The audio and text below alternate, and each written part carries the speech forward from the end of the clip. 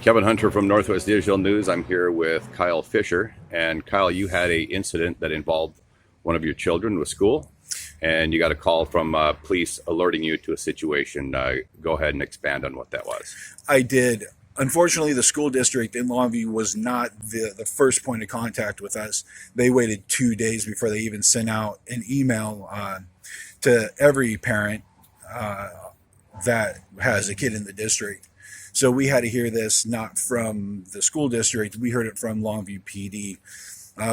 Basically what happened was my wife got a call from the police department saying that there was a threat. After talking back and forth with them, it turned out that our oldest child was on a kill list along with 6 other kids. What went along with the kill list was plans, evacuation routes, how to get weapons. There was weapons in the house.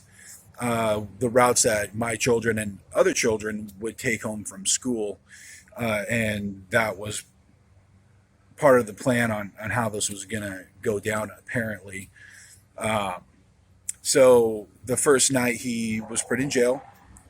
We got home late last night to find out that he was now out of jail. And the judge said that there wasn't enough evidence to charge him with any crime.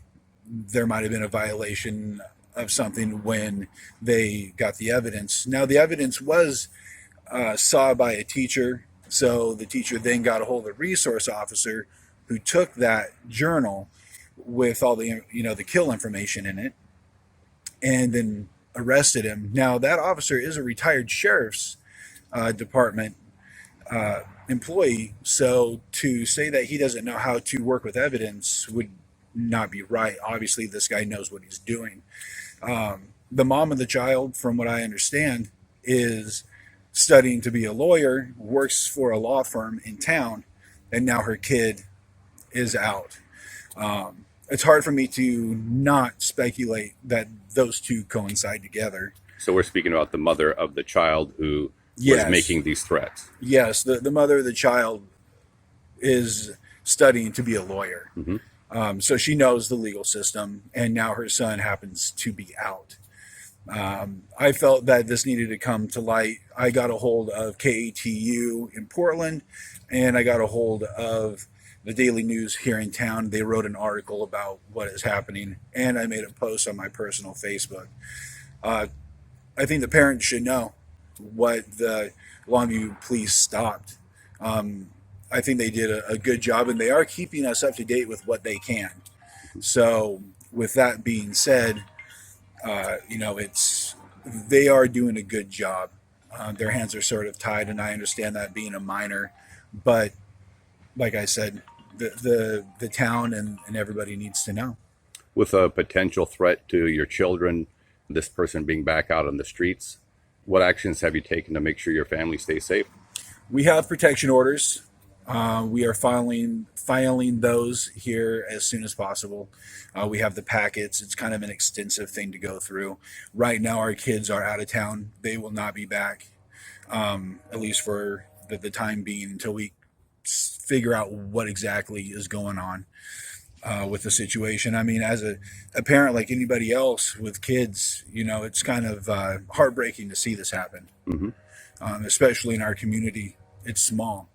So you mentioned the school was slow in getting a hold of you. You received a notification, first of all, from the Longview Police Department that this had occurred. What would you have hoped the communication would have been on this? As soon as the child was arrested, those 6 names, their parents on that list needed to be notified right then and there. That's not something to take a day and a half, 2 days to send out a vague email about. Mm-hmm. So I don't know if that was on the superintendent. I just know that the school district dropped the ball for sure. Now, to be clear, one of the details here, not all the kids are in the same schools, right? There's a number of different schools here that are...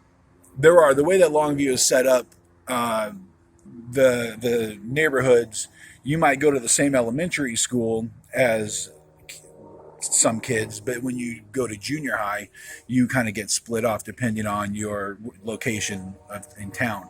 So the child that had the kill list was no longer at the same school as my daughter, but their friend circle was very close, to say the least. So he had opportunity whenever he wanted, whenever he saw my daughter, which could be frequently out of school, to do to carry this list out.